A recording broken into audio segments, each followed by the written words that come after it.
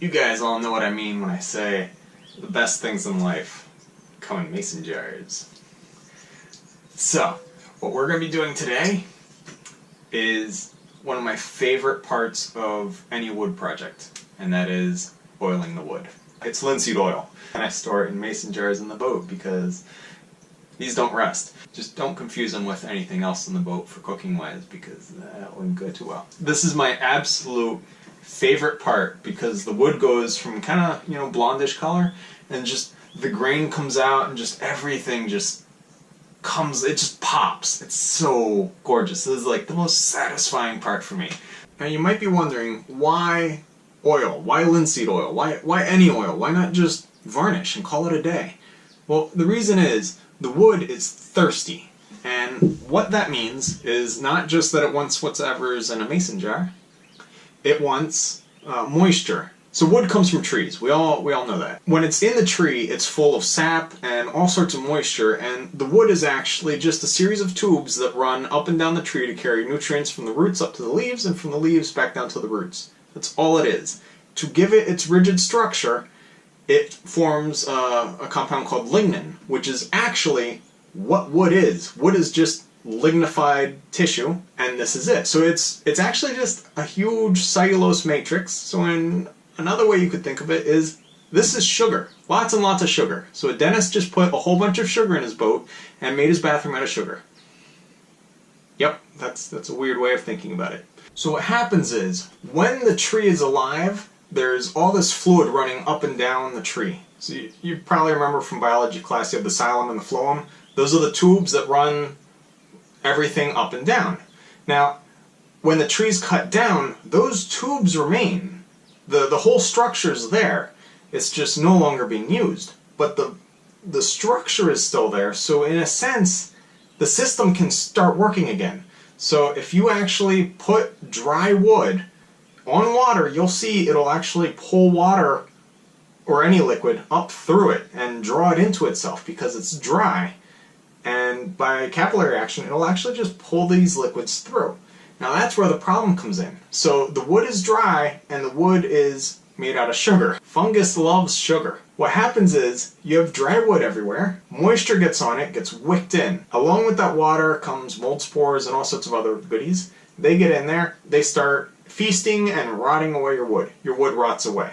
That's the end of that story. The idea of the oil is draw oil into the wood instead of water, because oil repels water. They don't mix, we all know that.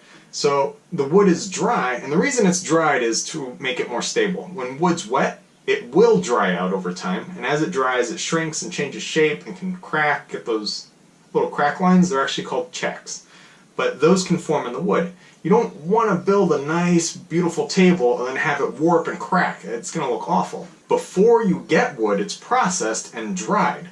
This wood is dried in a kiln, which is just a big, giant, hot, dry room, saps all the moisture out of the wood, and then you get these nice, pretty, stable boards. Great. But they're really dry, and they're in a bathroom, so they're not going to stay dry. So that's why the oil. So we put oil on everything. The oil gets drawn in because the wood is thirsty. And when I say thirsty, I mean you put the oil on, and the wood just sucks it right in fast. The end grain actually sucks anything in quickest than the side grain, because the end grain is it's the opening to the tubes, and that's its old job, was to draw things in and let fluids flow through. So the idea is, we saturate the wood in as much oil as we can, then it's full, it can't hold any more, so then when water gets on it, the oil stops it from getting into the wood, and then the wood stays happy with no water in there. If there's no water, mold can't grow, and the wood survives. So that's actually how you'll see some pretty crappy woods work for a really long time, because they're properly cared for, simply by oiling them and keeping them happy. Now, back to the varnish reason. Why don't we just put varnish on it and call it a day? So varnish is a lot more viscous than linseed oil. And linseed oil is actually a common ingredient in a lot of varnishes. But the varnish is just going to sit on the top side, just on the outer layer, and not soak in as deeply. And then what's going to happen is, you'll have a protected outside and a very dry and thirsty inside. So if there's any cracks or chips or just imperfections in the varnish, water's getting in there and the wood's going to rot out anyway.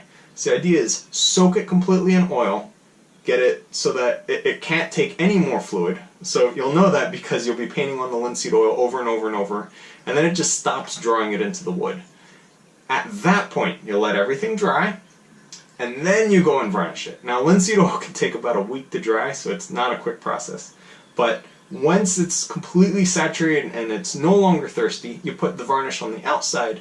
You get the nice protective layer of varnish, but the wood itself is protected and it's nice and happy. Okay, here you can see some very dry end grain, and we're going to put the oil on it, and you'll see how it'll just soak it right in.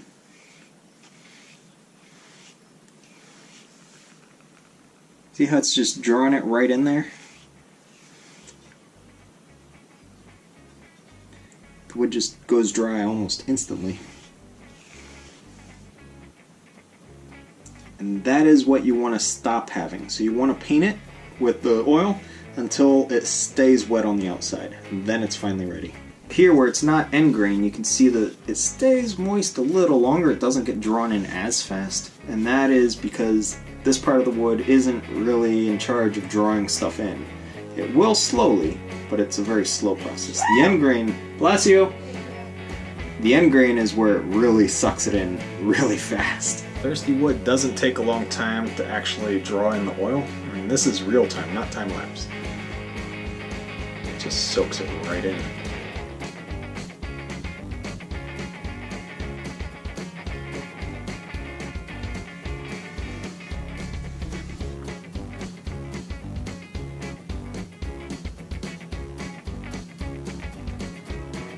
So pretty much you just want to keep doing coats until this stops.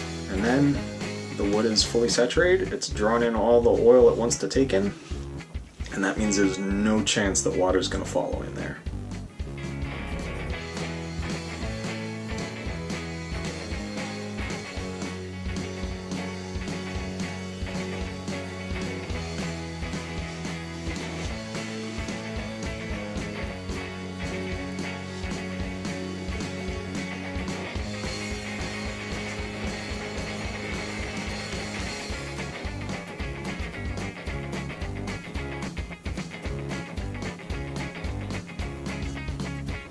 Thanks so much for watching. Be sure to like, subscribe, and share this video with your friends. And if you'd like to follow our journey in real time on a map, receive postcards from our ports of call, and message us directly to the boat, you can go ahead and become a patron using the link in the description down below.